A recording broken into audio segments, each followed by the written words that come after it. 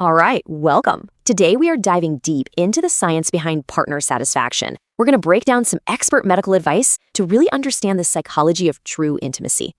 Okay, let's just jump right in with a number that's, well, it's pretty staggering. According to our source, a whopping 99% of men might be making one critical mistake in their intimate lives. And it's a mistake that could be preventing their partner from feeling truly satisfied, both physically and mentally.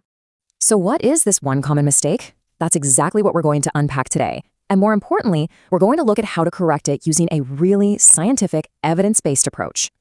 So here's how we're going to break it down. First, we'll pinpoint that common mistake. Then, we'll get into the science of foreplay and why it's so incredibly important. After that, we'll cover the true art of intercourse itself. And finally, we'll talk about how to pull it all together for a complete, emotionally connected experience. All right, first things first, let's tackle the heart of the problem. This common tendency to rush, to focus only on the grand finale, while kinda overlooking what a partner actually needs, both physically and emotionally. See, the thing is, when you just jump straight to the main event, you're completely ignoring the fundamental science of female arousal. It's like you're assuming the journey to pleasure is a 100-meter dash, when in reality, it's something way, way different. Let's explore why. And that brings us right to our next point, the actual science of foreplay.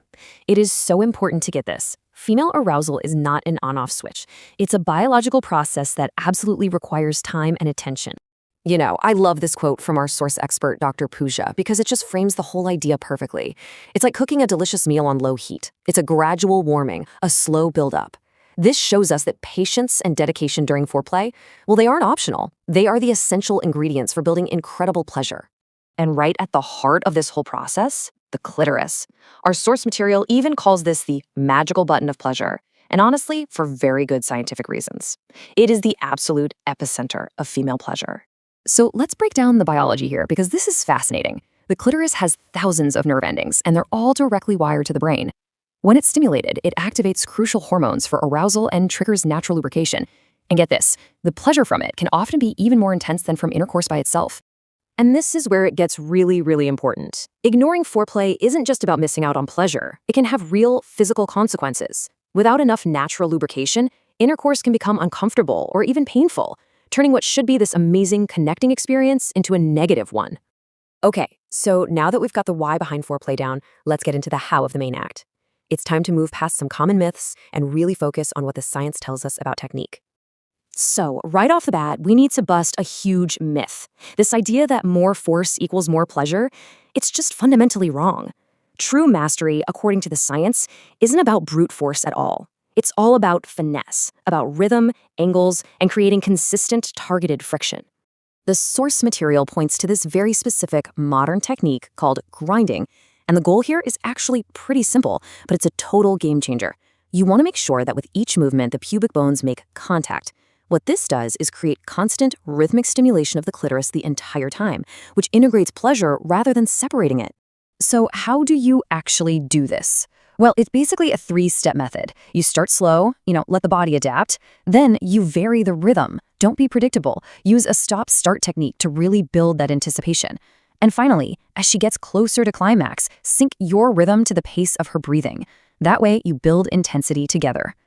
And here are a few more pro tips, let's call them. Really focus your energy on the first 2 inches of the vagina. That's the most nerve-dense and sensitive part. Using a slight angle can help maintain that crucial pressure on the clitoris. Oh, and don't forget your hands. They can be used for continuous clitoral stimulation, which can be the key to multiple orgasms. Okay, so for our final section, let's bring this all together. Let's talk about how to turn a physical act into something bigger, something deeply emotional and memorable, because the experience doesn't end when the main act does. Think about it. Taking time for foreplay, that shows you care about her pleasure. Good hygiene shows respect for both of you. And something absolutely crucial to all of this is aftercare. The cuddling, the talking, the connection after everything is done.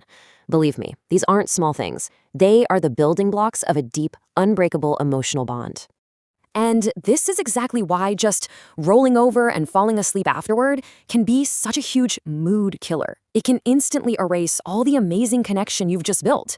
The experience doesn't end with climax. It ends with shared closeness and mutual care. You know, this quote from Dr. Pooja really is the perfect summary for everything we've talked about. True success in intimacy, it isn't about power or strength. It's a skill you build with knowledge, patience, empathy, and just paying close attention to your partner's needs.